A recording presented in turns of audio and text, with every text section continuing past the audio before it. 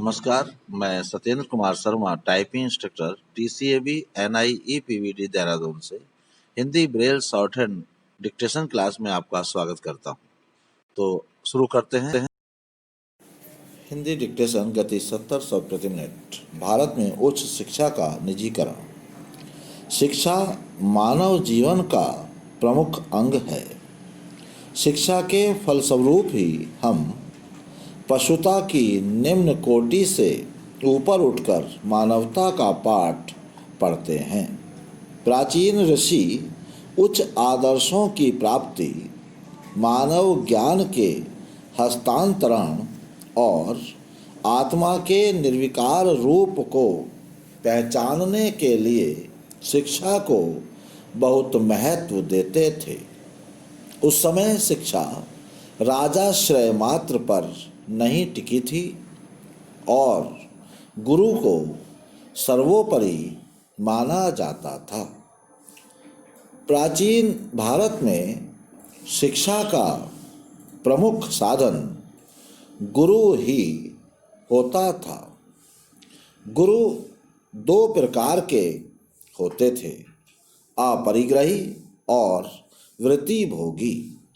अपरिग्रही वे कहलाते थे जिनके पास रहकर विद्यार्थी शिक्षा भी पाते थे और गुरु के परिवार तथा अपने आवश्यक व्यय के लिए नगरों से भिक्षा मांगकर लाते थे। उस भिक्षा से ही गुरु परिवार एवं गुरुकुल में स्थित समस्त विद्यार्थियों का काम चलता था। ये अपरिग्रही गुरु अत्यंत सादा जीवन व्यतीत करते थे।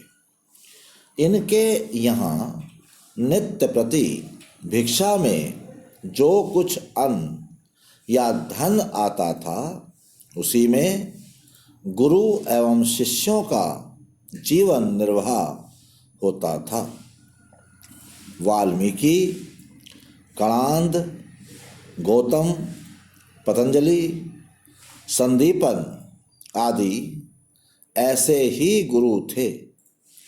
दूसरे प्रकार के गुरु जो वृत्ति भोगी कहलाते थे, वे राजाओं की ओर से एक विशिष्ट वृत्ति पर गुरुकुल का संचालन करते थे। ऐसे गुरु प्राय राजकुमारों और श्रेष्ठी पुत्रों को ही गुरुकुल में प्रवेश देते थे। द्रोणाचार्य, कृपाचार्य आदि ऐसे ही गुरु थे। इस प्रकार शिक्षा निजी क्षेत्र में प्राचीन काल में भी संचालित होती थी। उच्च शिक्षा के क्षेत्र में तक्षशिला और नालंदा विश्वविद्यालय गुरुकुल की पद्धति पर आधारित थे। इनका संचालन राज सहायता पर निर्भर नहीं था। इस प्रकार शिक्षा के निजीकरण की अवधारणा बिल्कुल नई नहीं है। यह निजी स्वामित्व की बहुस्तरीय मात्रात्मकता प्रदर्शित करती है। स्वतंत्रता प्राप्ति तक विश्वविद्यालयों की संख्या बहुत कम थी। फिर भी बनारस हिंदू विश्वविद्यालय की स्थापना पंडित मदन मोहन मालवीय के प्रयास से तथा अलीगढ़ मुस्लिम विश्वविद्यालय की स्थापना सर सैयद अहमद खां के प्रयास से हुई थी। स्वतंत्रता प्राप्ति के पश्चात भी अधिकांश महाविद्यालयों का शुभारंभ निजी प्रयासों से हुआ और विद्यालय भवनों का स्वामित्व अधिकांश मामलों में सरकार के पास नहीं है। इन विद्यालयों के संचालन के लिए बनी प्रबंध समितियों पर भी सरकार का नियंत्रण एक नियामक के रूप में ही है।